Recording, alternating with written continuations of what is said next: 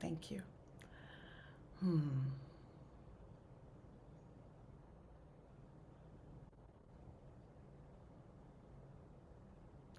We always begin the class with the Sufi invocation of Hazrat Inayat Khan.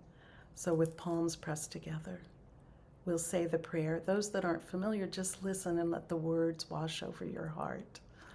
Towards the One, the perfection of love, harmony, and beauty, the only being united with all the illuminated souls who form the embodiment of the Master, the spirit of guidance.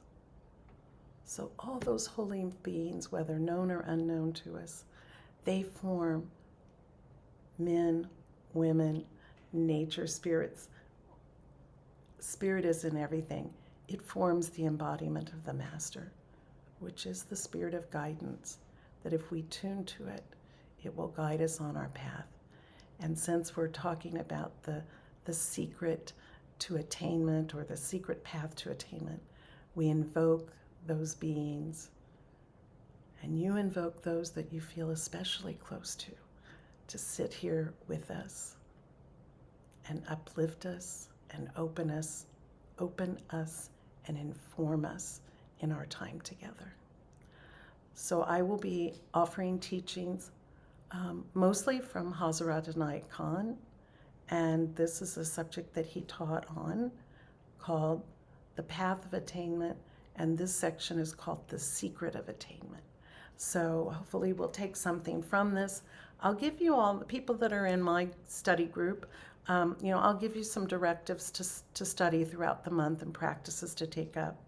And anyone else that may be with another teacher or without a teacher, you can feel free to also join.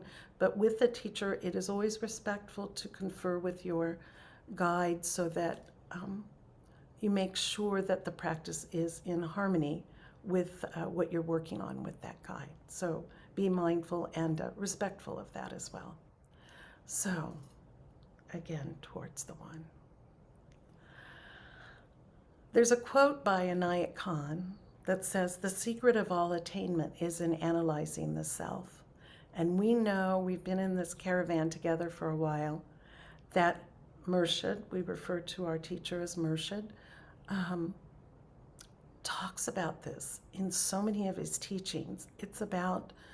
He talks about knowing thyself, being true to thyself, understanding ourselves. And here he's saying analyzing the self. You're sort of looking deeply into our intentions, our motivations, and perhaps especially our aspirations. So now we're into the teaching, and he starts like this. In the path of attainment, confidence is necessary. When I was teaching, the people in the bookstore had asked some of the professors, what was your favorite children's book? And I said, it was The Little Red Engine That Could.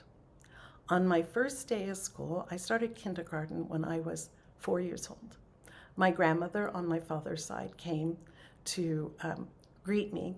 It was about a 30-minute drive, but she came to see us before I went to school. And she brought that book, The Little Red Engine That Could. And she read that book to me. And she did that as a lesson to say, you have to have confidence to succeed. You have to have confidence to take this next step. And if you know that little book, the little red engine's going up this hill, it's trying so hard, and it's repeating the mantra to itself, I think I can, I think I can, I think I can. And then at a certain point it says, I know I can, I know I can, I know I can. So it's that, having confidence, it's necessary on the path of attainment. It's according to one's confidence that the object of attainment is drawn closer. So I was thinking about just some ordinary examples that happened to me in life, and you too, I'm sure. What about, have you ever misplaced your keys and you're looking frantically everywhere for them, and when you stop looking for them, they appear? Things somehow materialize and come closer to us. Of course, there's a deeper meaning to this, but that's a very ordinary way. Or you're thinking about somebody and you wish to reach out to them, the phone rings. So the way of drawing that closer to us. And then Murshid says this, that confidence is necessary, and confidence in concentration on the object, but he says, it is not by over-enthusiasm. And this is so important, I think, because he goes on to say, for over-enthusiasm is intoxicating. And so, well, we'll go on. I'll make commentary as we go on, because I think these sentences are so rich and potent that I want to make commentary. A person intoxicated by enthusiasm is liable to do the wrong thing instead of the right thing. So we want to, again, be mindful, just taking a moment, a breath. Should I take this step? I mean, I've mentioned this many, many times, observation of the breath.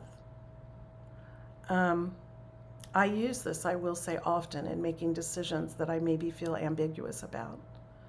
I'll ask myself a question whether I should go forward with something in that moment, because sometimes that moment isn't the right moment, but another moment is. I'll consult my breath. The right nostril is giving me a positive, affirmative, yes, go forward. The left nostril is telling me to wait. And so you look at that. If it's in both nostrils, then for sure you want to wait until it shifts and you get a clear sign. So those things are very important. It's what I like to call practical mysticism. And then Murshid says to us this, it is always the inner power which is the secret of attainment. When I think of this has to do with concentration and sort of the alignment of divine will with our will, aligning our will with divine will, seeking that connection, that harmony. And I also thought about it in terms of yoga, or in terms of anything. We know that a yogi gains their strength by holding an asana, a posture. That is a kind of concentration, a willfulness. Again, that's not over-enthusiastic. Gymnastics or aerobics is quite different. But this puts a little stress on the body, but makes it stronger by doing so. It is always the inner power, that inner concentration, which is the secret of attainment. It is the conserving of this power which makes a reservoir of power with which all things can be accomplished. Because Jalal is here, I want to share with you some wisdom that Murshid Karim Bakhsh gave me. Murshid Karim Bakhsh was a great master, both in his career and in his Sufi life. He was Minister of Finance in the Netherlands. He was a scholar of economics. He was one of the founding members of the International Monetary Fund. And he also was one of the architects for the European Union and the Euro. And Karima Gita, then, now Gemma, had the privilege of being with me one afternoon in Murshid Karim Bakhsh's home while he told us about this process of him working with all these different people to get an agreement to become the European Union and to have a common currency. Well, that takes a lot. That is the path of attainment. And he had the patience and the calm demeanor and the listening ear. And he always reminded me to keep that balance between my activity and repose. Those of you that know me know I'm a little bit of an energizer bunny. And he saw that, and he would sort of say, just balance. But he never discouraged me. But what I'm saying, he just conveyed a kind of calmness and also an example of great mastery in that calmness. So I wanted to share that. I'm sure, Jalal, you have many stories that are similar. So Murshid goes on to say, the person who has attained to the mystery of sadhana, and of course you probably know that this is the word for that we use in Hindu, but we also use this in other languages and paths, and it means like a spiritual discipline or diligence to spiritual practice. And I'll go back The person who has attained to the mystery of sadhana, there is nothing in the world which cannot be accomplished. Nothing. There's nothing in the world that cannot be attained or accomplished. For spiritual discipline, so let me get back here. For spiritual, no, I've lost my place. I'm so sorry. So there's nothing in the world that cannot be attained, for all is within our reach, our power, and our grasp. Wow, that's a big promise. But Murshid's telling us if you do the practices and do them with purpose, do them with concentration, there's nothing that cannot be accomplished. I really believe that. I hope you do too. As high as our object, so high we rise, and as low as our object, so low we stand. He goes on to explain, if the object or the object of attainment, or we could say the goal, if the goal is honor-giving, we will be honorable. If the object is painful, one will be sad. I'm going to come back to that in a moment because I think that's important. It's all important, but I want to clarify. If the object is pleasant, one will be joyful and joyous. If the object is exalting, one will be holy. So what's this about? If the object is painful, one will be sad. Just think in your own life, because I'm sure we all have examples of when we coveted something that maybe wasn't really to be ours, but we worked very hard to get it just the same. And then sometimes such things, it could be in a relationship, it could be in travel, it could be in a spiritual attainment, it could be in our education, whatever that is. But if we take it up and it's not truly ours, it can lead to, let's say, disappointment, disillusion, and those things are certainly painful. So I think here Murshid is cautioning us to, again, be mindful of what we seek to attain. And we need to take a moment and pause and think of that. And then he concludes this paragraph by saying, therefore, a person should know what object to keep before one's view, what object one should pursue in life. So what is that? And the truth is there are many objects. There's small things that build, and we know that. That's called growth, that's called evolution, that's called maturity. And when we look back, I'm reading a book, I think I've mentioned it before, by John O'Donohue. And this was sent to me by a friend, a student in England. And you know, that was a year ago, because my birthday was on September 7th. I'm still reading the book because it is that worth it that I read just a little bit every day and concentrate on it. But he's talking, and now I'm getting towards the very end, and he's talking about old age and how we cope with that, and our memories and how we use them. And so it's a time for some of us to be reflecting on our life, and we can see the objects that we sought to attain that brought great benefit, perhaps not only to ourselves, but our families, our friends, our colleagues, our employees, our students, and so forth. So it's a good time to reflect and to celebrate, and maybe for some even to repent a little bit.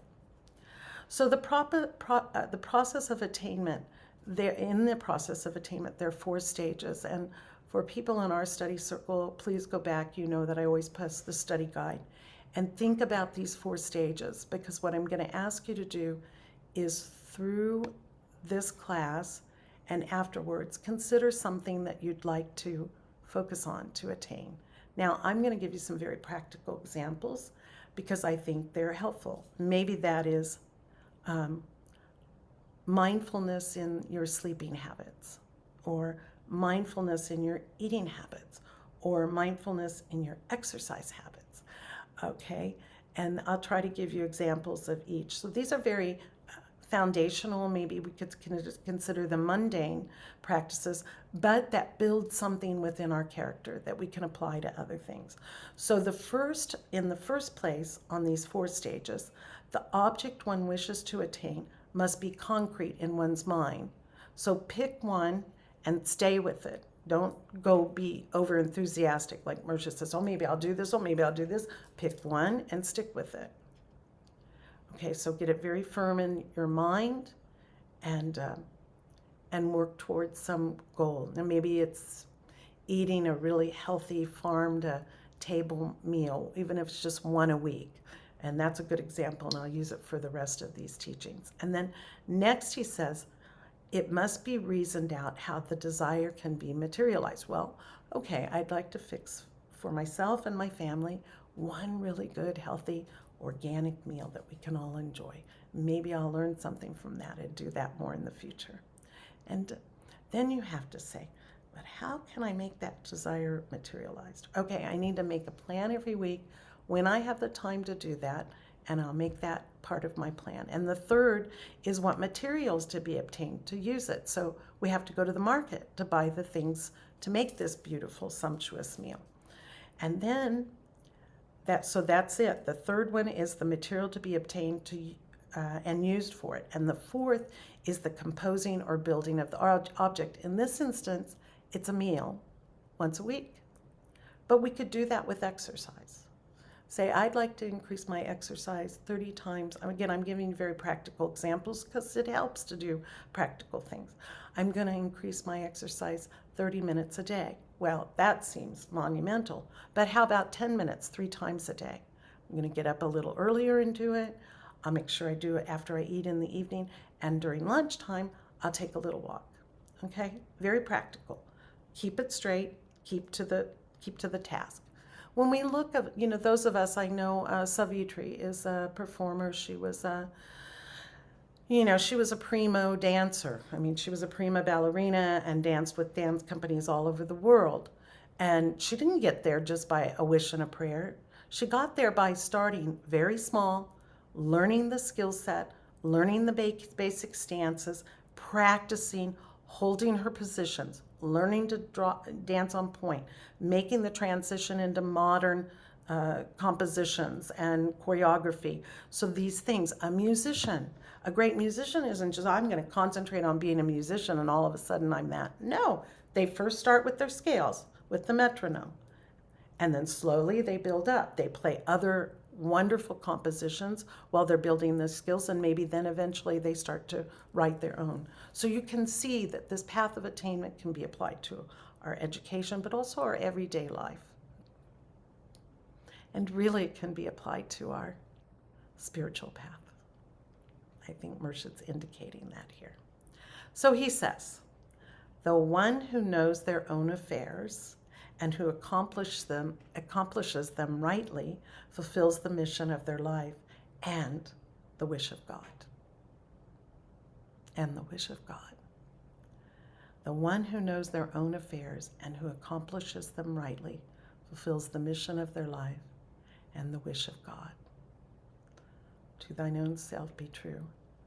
In the path of attainment, self-analysis is what's needed, Murshid said.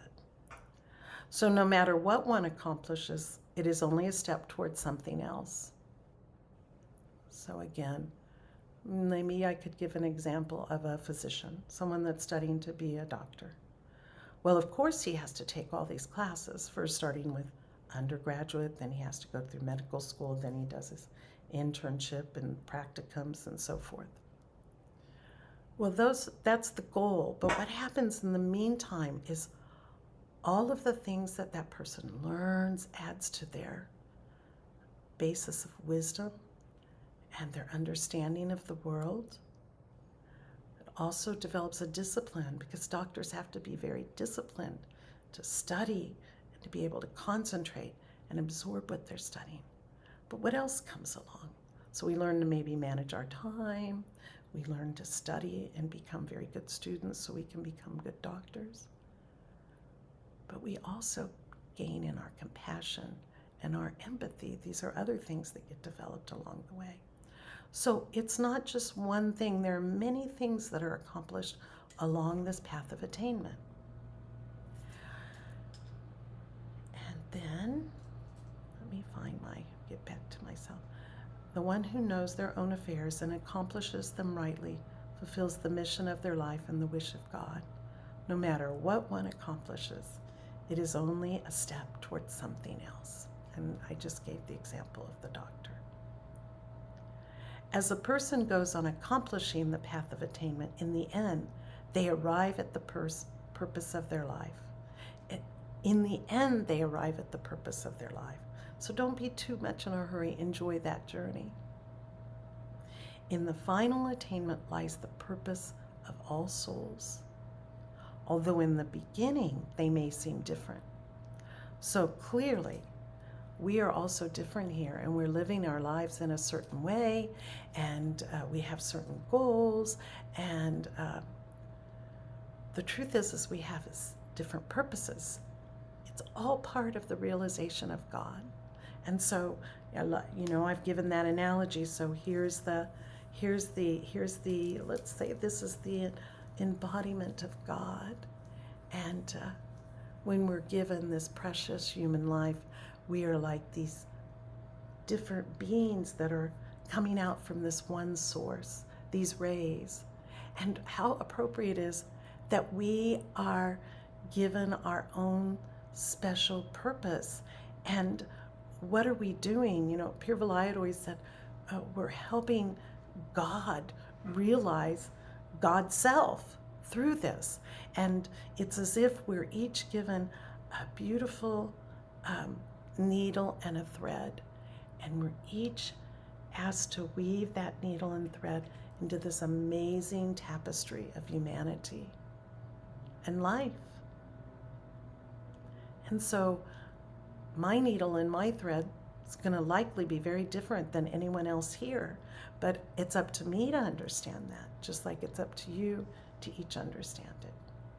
So concentrate on that and ask the Spirit of guidance, what is my purpose? And as I said, it will change at each stage of life. Again, Murshid repeats, the secret of attainment is in the realization of the self. Both the impulse to attain is a thing, this is very important, and the control of the impulse is necessary. It gets back to this example of Murshid Karim Bash. He had this vision, but he didn't force or drag everyone along into it. He worked slowly with it, so he had the impulse and the inspiration, for the European Union and so forth.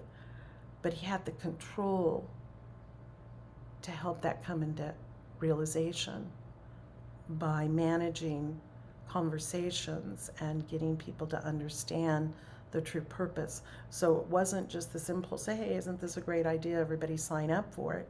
No, it was like slow and steady wins the race. I like that saying. Slow and steady wins the race. So very often a person loses a chance of attaining something over their over-enthusiasm, which puts their life out of balance. So, oh my God, I see that all the time here, Everyone comes to the beach and all of a sudden they're an athlete. And you know what? They hurt themselves. That's a small example, but it's a very real one. They decide they're going to go run this much, they're going to lift these weights, they're going to blah, blah, blah, blah. And you know what? They hurt themselves. So that's a very concrete example. But also, when we're not slow and steady, nurturing the impulse and giving balance for it to mature, we may lose hope. We may, like the little red engine going up the mountain. He was huffing and puffing. If he had slid back a little ways, he might have just given up altogether and gone right to the bottom. But no, he kept trying, slow and steady, so that control. It's kind of like, Murshid also gives that example, the Buddha as well, of tuning an instrument. If the string is too slack, the sound doesn't come. If it's too tight, the string breaks. If it's just right, you get the right sound. But that's through this control and a kind of tension that one uses. So think about that. Watch that internal impulse. Breathe into it and let it mature. At the same time, the power of impulse is a great power, and the person who has no strength in their impulse will certainly lose. So again, it's something that has to be nurtured and strengthened within. And of course, I believe our practices do that for us. I just don't know how to say it any other way. It's always been that way my whole life. Just always leaned into prayer and silence and just feeling the presence of God supporting me, especially in very, very difficult times. I don't know where I'd be if I didn't have that. I feel very blessed. Thank you, God, for everything.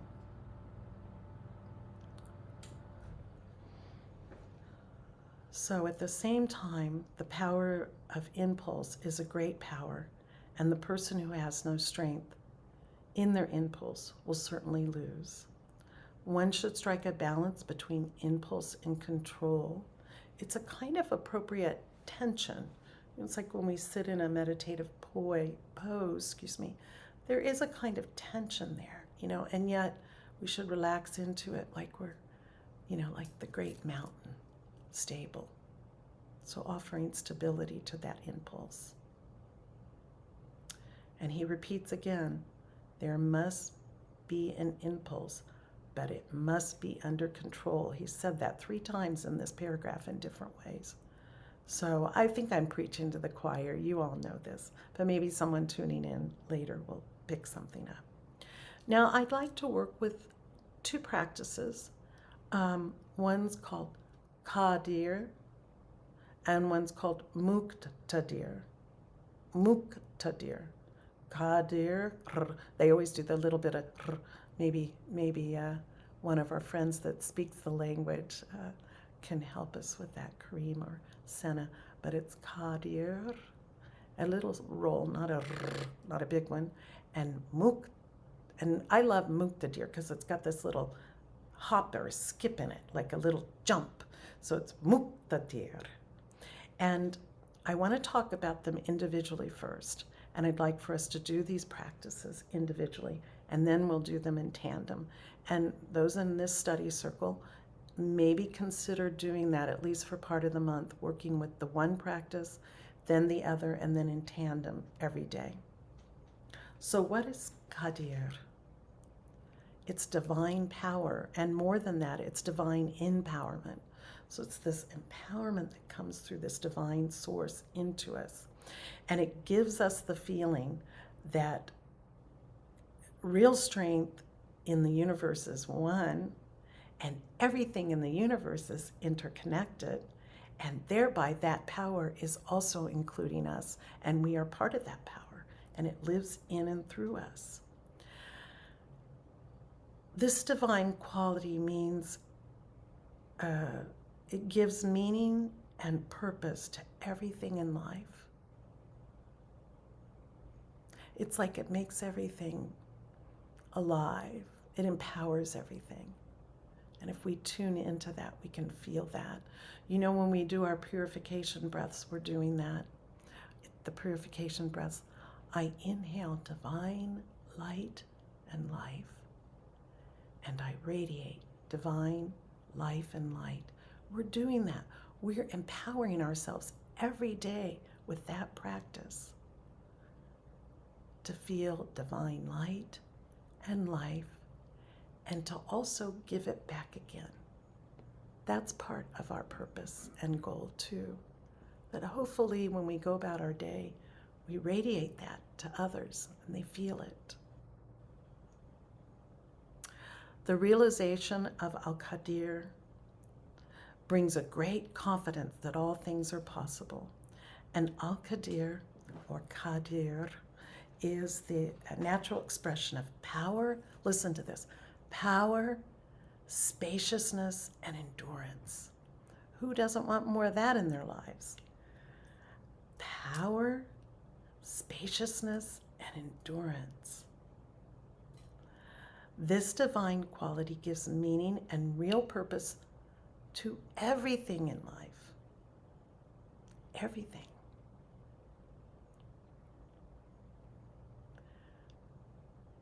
I don't know about you, but I got a closet in there that I need to get working on. I've been working on it a little bit, but this might be a good practice to get me completely cleared out so the secondhand store can benefit from a lot of things. But I say that in jest, but yet again, chop wood, carry water, do dishes, wax on, wax off. These are Zen koans.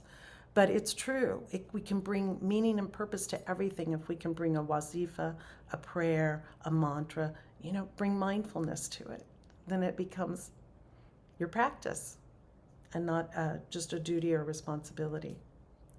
When we truly surrender to Al-Qadir, we are able to do our utmost capacity we are able to do to our utmost capacity what wisdom requires to fulfill our destiny. Wow, to fulfill our destiny? How amazing is that? I want some of that. I'm willing to do this practice. So let's do this practice.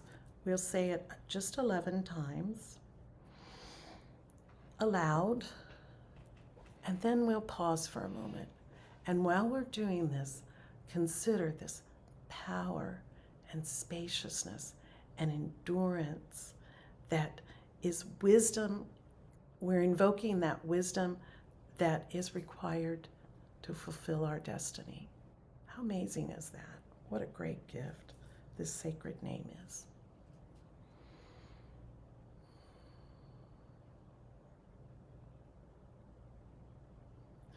Ya Qadir, Ya Qadir, Ya Qadir, Ya Qadir, Ya Qadir, Ya Qadir, Ya Qadir, Ya Qadir, Ya Qadir, Ya Qadir.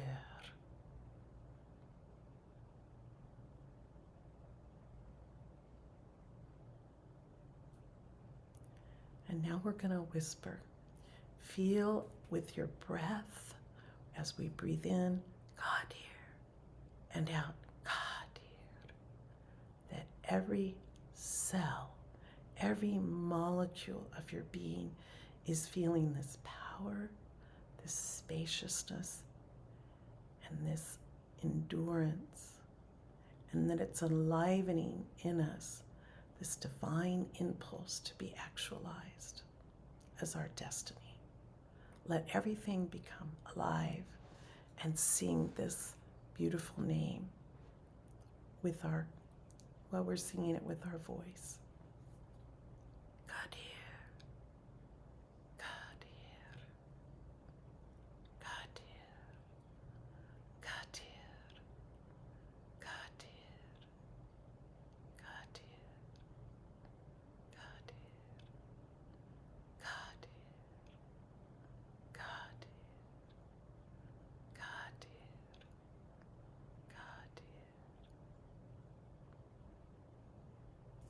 And now on the in-breath, more subtle, take it to more subtle places within your being and within your energy field around you. Just breathe in silently, Qadir, and out, Qadir.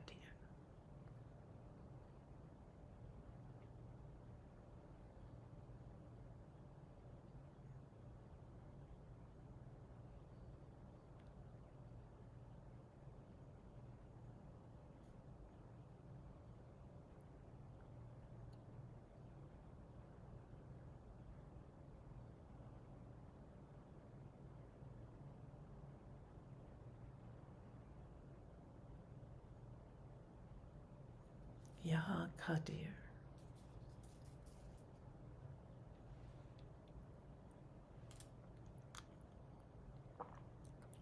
Notice how you feel, how your body feels, your thoughts and your feelings. Pay attention.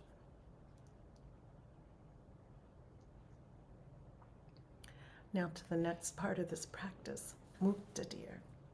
Muqtadir. It's kind of like I said, when I say it or I hear it, it sounds like a little skip, It gives you a little lift. Al-Muqtadir is the divine determiner, the one who is empowered to do whatever wisdom decides. So it's like Qadir is one aspect of it. It gives us the power and the spaciousness and endurance. In other words, it opens us, and Muqtadir empowers it to like be. Remember when we said kun, bismillah, kun, be. The one who has the power and the ability to decide. So this is Muqtadir, the quality, divine quality of Muqtadir. It's not us, but the divine quality of Al-Muqtadir is the one who has the power and the ability to decide the outcome of all matters. So this also requires a bit of surrender on our part. And each soul, each of us, is unique. Remember that. We're this one beautiful thread that's getting woven into this amazing tapestry of humanity. And we each have a unique purpose in life. And that is the meaning of Muqtadir. So let's do that practice 11 times aloud. Then we'll pause. And then we'll whisper, and then we'll pause. And we'll just kind of listen to that sound from within.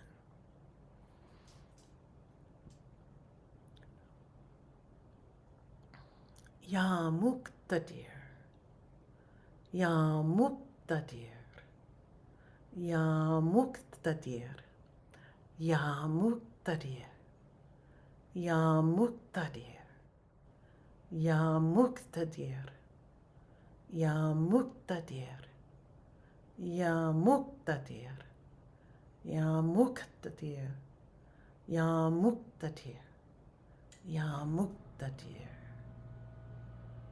And now we whisper it in and out,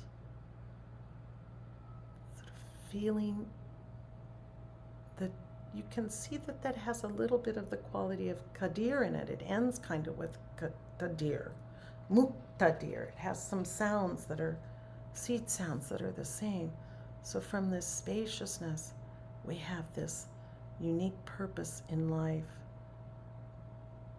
that we may take up. So we're going to whisper now, just with Muqtadir, Muqtadir, Muqtadir, Muqtadir, Muqtadir, Muqtadir, Muqtadir,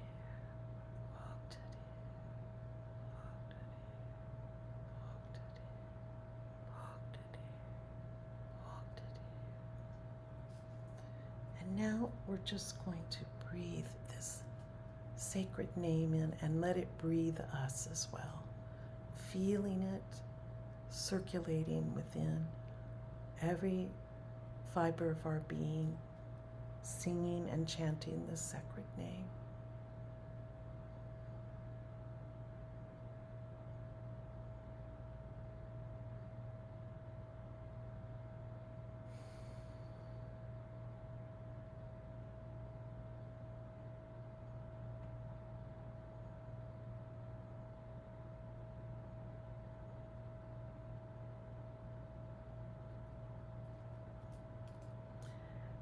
Now let's do these two in tandem with each other, one after another. And again, opening, being empowered through Muqtadir, and opening to our divine destiny. With Qadir, we open, I'm not sure if let me repeat. Qadir opens us and empowers us, brings about power and spaciousness and endurance on this path of attainment. And Muqtadir is the thing that helps to determine our destiny, our purpose, that object of attainment. So they work together, and we'll begin with Ya Qadir, Ya Muqtadir, Ya Qadir, Ya Muqtadir, Ya Qadir, Ya muktadir. Yakar. Ya muktadir. Yakar. Ya muktadir. Yakar. Ya muktadir. Yakar. Ya muktadir. Yakar. Ya muktadir. Yakar. Ya muktadir. Yakar. Ya muktadir. Yakar. Ya muktadir. And now, on a whisper, we breathe in, God, and we breathe out, muktadir. God, muktadir. God, muktadir. God, muktadir. God, muktadir. God, muktadir. God, muktadir. God, muktadir. God, muktadir. God, muktadir. God, muktadir. And now breathe in, Qadir, and out, Muqtadir. Letting the sound hum and swirl within your being and around, drawing those qualities to yourself.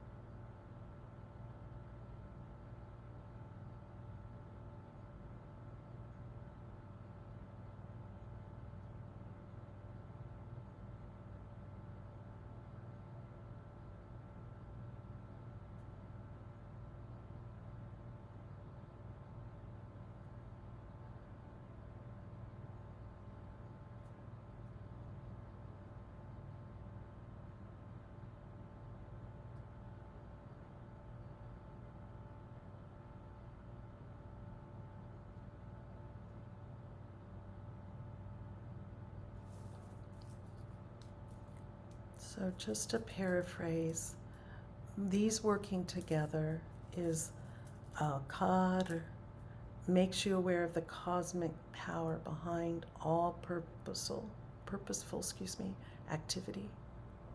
And Muqtadir puts our feet on the path of a particular activity that we need to fulfill our purpose.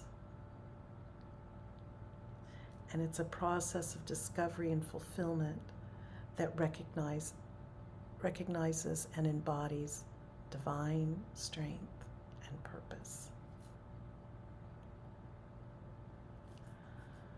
Murshid teaches us, God is divided on earth into different beings and reunites in one being.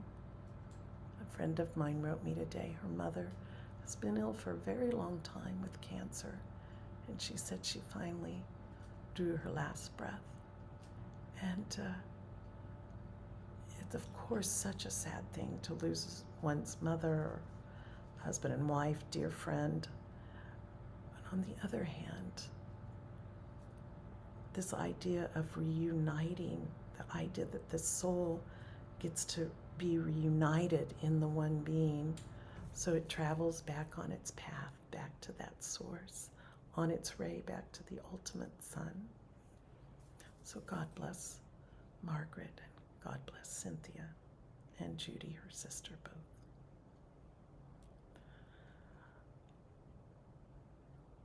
The real object of all people on earth is the same as the object of God in heaven.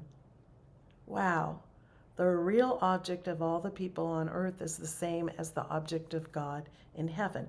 But this object can only be attained if we yield up our desire to the desire of God. So again, analyzing oneself and being able to keep this impulse in control and perhaps loosen the will so that that God purpose can come through us. If we're willing to give up ourselves to the self of God, that's so important.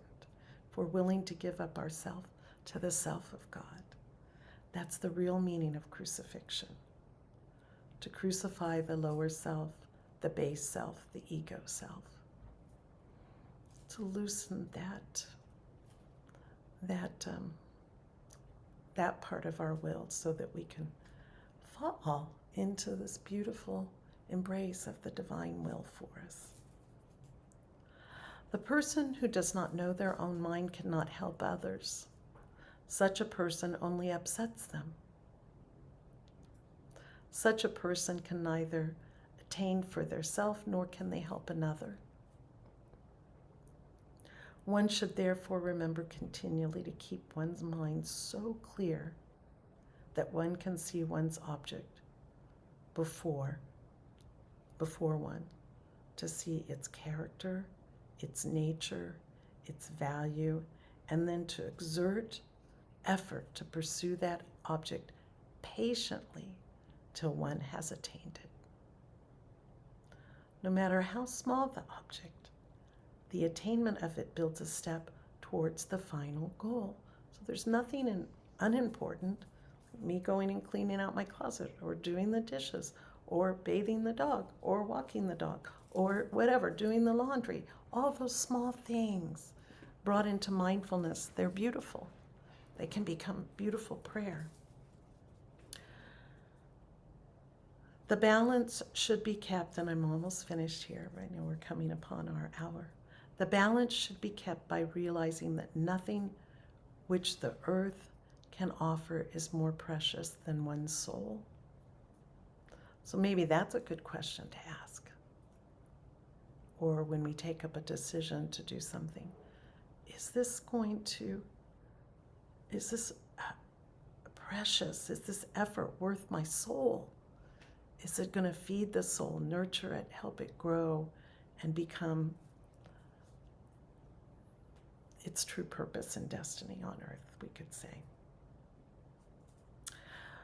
From the one who runs after things, those things run away. Now we know that's true. We've seen that in relationships, I'm sure, of other activities that we grasp at. We've all, I'm sure, been sitting in a garden and we've seen a beautiful butterfly, and we want to get up and go look at it. And what does it do? It flits away. But if we sit calmly, what does it do? It often will come near us, and sometimes it even sits on our hand, our shoulder, sometimes our head, my nose, eyes. It's happened. So just, that patience in observation. From the one who runs after things, those things run away.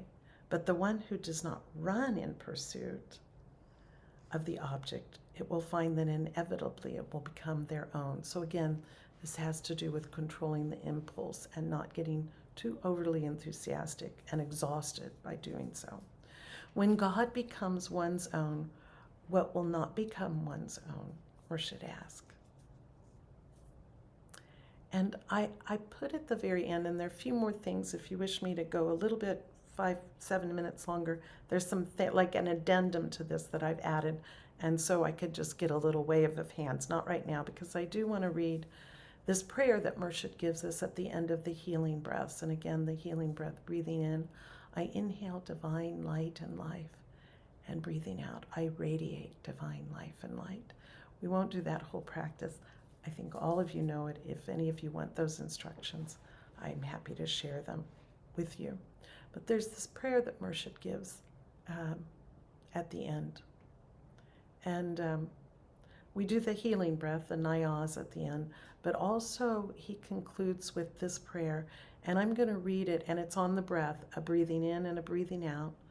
So I'll read the lines line by line. Let's breathe in together. I come from the perfect source, and I am bound to the perfect goal. And breathe out. The light of the perfect being is kindled in my soul. Breathe in. I live, move, and have my being in God. Breathe out. And nothing of the past or present has power to touch me. I rise above all. So here's that thing. I've come from the perfect source, and I'm bound to the perfect goal. This divine ray has come to earth, and on that I will return back to that perfect goal. The light of the perfect being, that light of the divine is hidden in my soul. And here Murshid's saying, on the path of attainment, we need to get in touch with that light and actualize it and give it to the world. It's a gift. We're each a gift that we can share in this world. I live, move, and have my being in God. If we keep our mind there, we do. Our concentration there. And nothing of the past or present has power to touch me. I rise above all. So everything that's come before us, it cannot hold you back. You can rise. We can rise above all. And I got this little prayer book. Joe, maybe you gave it to me. I don't know. It came into my hands. I think it's the prayer. I'm looking ahead. Again, this is a mirror behind me. So Joe isn't sitting behind me. He's ahead of me there. I just don't want people to think I've made my husband sit behind me. Anyway, I think it's the little Combat to Prayer or something was the title of it. It's just this little book, but I've been reading through it, and I love, there's so many beautiful little quotes, so I'll share them. Is that okay? A few more minutes is okay with everybody? Okay, so this is one. This is a beautiful quote. Mental prayer, again, I'm talking about bringing mindfulness and path of attainment into everything. Mental prayer is the blessed furnace. Doesn't this sound like Rumi, Senna, wherever you are, tell me. Mental prayer is the blessed furnace in which souls are inflamed with the love of God. Mental prayer is the blessed furnace in which the souls are inflamed with the love of God. How beautiful is that? And then another thing on mental prayer, just keeping the prayer going. Mental prayer is a form of prayer whereby one loves God through dialogue, meditating on God's words, and the contemplation of God's presence. It's a time of silence focused on God. We could call this sadhana, which Murshid mentioned in this teaching. It's a form of sadhana. And then here's another one, and I love these quotes. They're so precious. What matters in prayer is not what we do, but what God does to us in those moments. The essential act of prayer is to place oneself in God's presence and to remain there. The presence, which is that of the living God, is active. It's vivifying. Murshid in our healing prayers talks about revivifying. Well, vivifying, it's energizing, it's cleansing, it's uplifting. The presence, which is that of the living God, is active, revivifying. It heals and sanctifies us. It heals and sanctifies us. We cannot sit before a fire without getting warm. So it gives warmth and a glow to us. And Murshid said it this way. Mastery lies merely in stilling the mind. No, mastery, let me start again. I've totally mixed up that line. Mastery lies not merely in stilling the mind, so it's not this vacant lot, so to speak.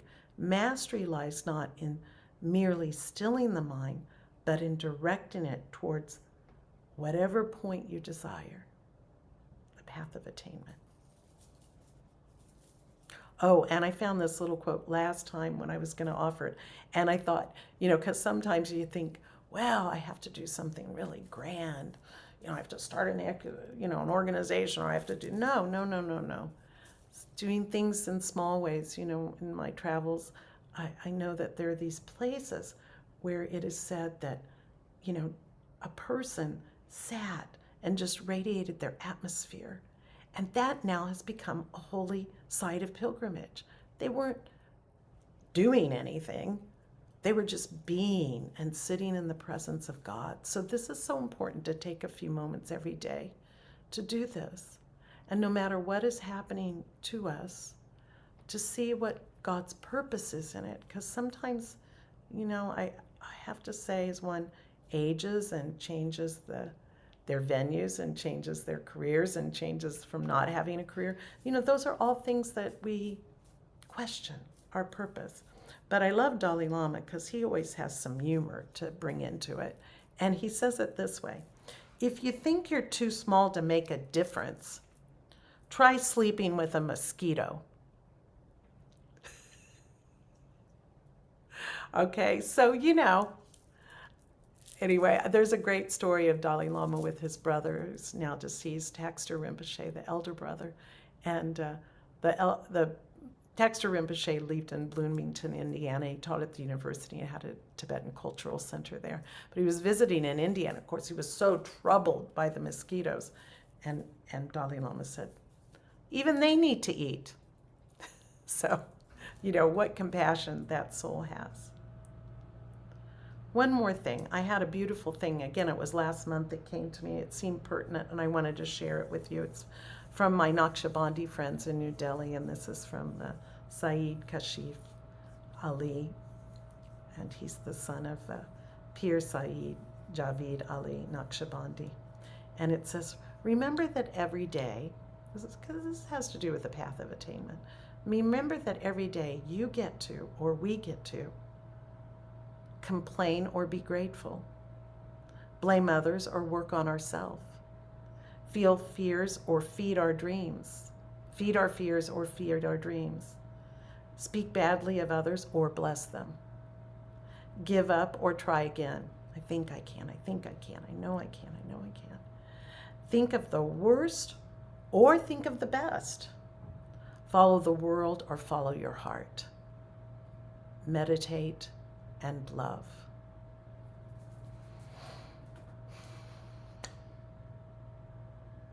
Thank you, all of you, for your time and your attention. We're going to close with the Khatum and the dedication of merit. I want to give a public service announcement. We've been going through different iterations. If the teachings mean anything to you, if you could consider making some small contribution, if it's a lot of people making small ones, it matters. They've raised our web hosting service that we've had since 2007 3 times. It's 3 times more this year. I asked them why. I said, we're a nonprofit. They're giving us the best rate they can. Their answer to me was, it's in keeping with the cost of web hosting overall. So their prices were quite low, and they really had never raised them since 2007. They consider us, because we were kind of one of their first clients, a legacy client, so they've promised me they're giving me the best price, and they will do everything to keep it at that price for me. They're also giving me unlimited space on the server, which is precious. They're not limiting any of that for our Sufi message group. The other thing that's happened is, and you all probably got a misfire when we were our hosting service for our mailings decided, and they gave us only 1 month to move to another hosting service. I think they merged, but it happened that service did not work well for us, and it wasn't very user-friendly. So I did a lot of calling around, talking with a lot of people that provide these services, and it's more expensive. They're giving us nonprofit, but all of it costs. So I guess we could just stop everything and not have any more web stuff or any more mailings or any more classes. But if it matters to you and you benefit in any way, just please consider knowing that I think that's also gone up. Gemma, you as on the board have been in those conversations, and Joe, has that also gone up almost 4 times? So we've had a large increase this year. So, and even if you just give $2 more, it would matter. It would really help us out, and it would keep these teachings going forward. And I just wanted to get that in before we do our closing prayer.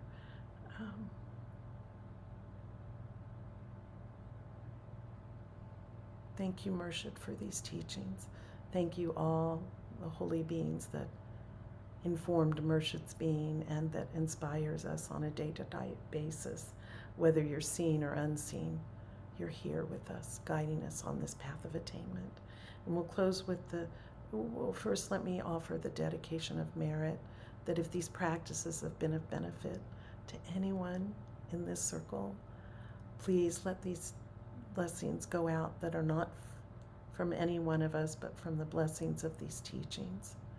Go out in ever widening circles, touching all beings, and may all beings be free and happy. And we close with the prayer Khatum. Again, if you don't know the words, just close your eyes and let the words wash over you.